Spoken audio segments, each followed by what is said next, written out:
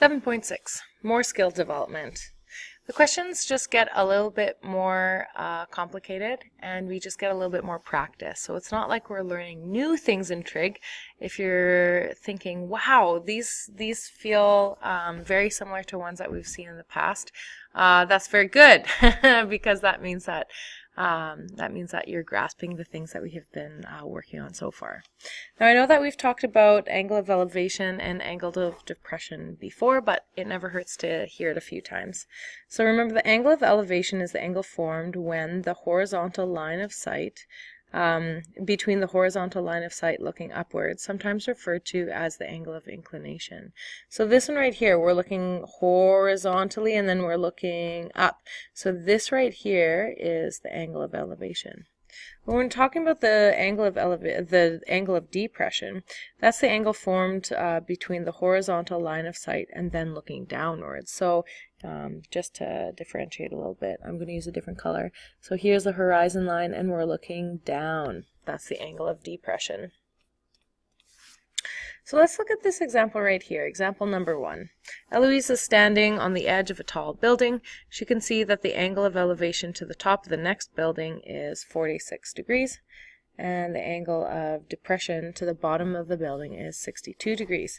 If the building is 30 meters away, how tall is it? Okay, well, item number 1, we want to thank the mathematical gods because they gave us a diagram. That always helps us to see. Now, if we didn't have this diagram, okay, and we would just have to draw the diagram from the words, that's quite difficult.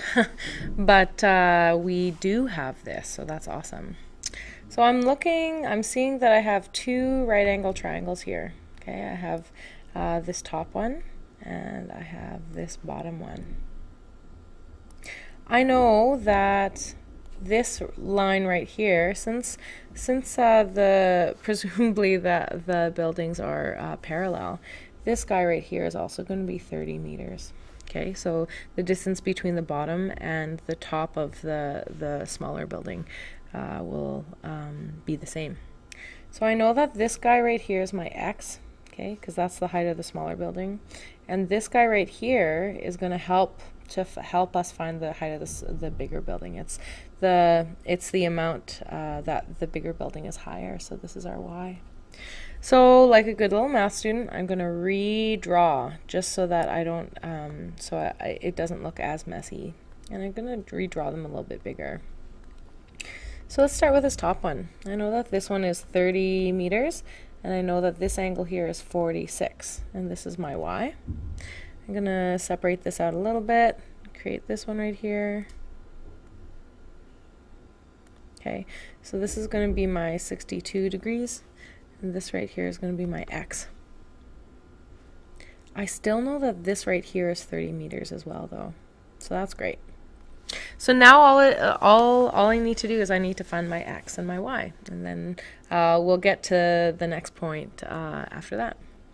So if I do my little analysis here, I need my opposite and I have my adjacent, so we're going to use tan. So I'm going to say tan of 46 equals opposite, which is my y, over adjacent, which is 30. Since the y is in the numerator, I'm going to multiply. So y equals 30 times tan of 46. So y equals, let's just do some quick calculations here, 30 times 46 tan equals, so that's going to be 31.1. Okay. So that makes sense that since this is a little bit over 45, which is exactly half, that's going to be just a little bit more than 30.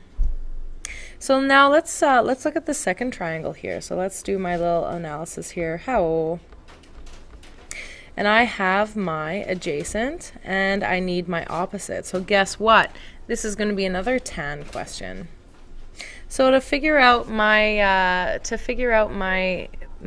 x here, I'm going to say tan of 62 equals the opposite, which is my x, over the adjacent, which is 30. Now, just like with the y, I'm going to multiply the 2. So it becomes x equals 30 times 10 of 62. So let's take out my little calculator here. So 6210 times 30 equals, that's going to be 56.4. X equals 56.4 meters. Okay, well, we're not done yet quite. I know what my y is, and I know what my x is. So to figure out the whole height of the building, I need to add them together. So height of larger building, we're going to say that equals y plus x. So I'm going to find my y, so that's 31.1 plus 56.4.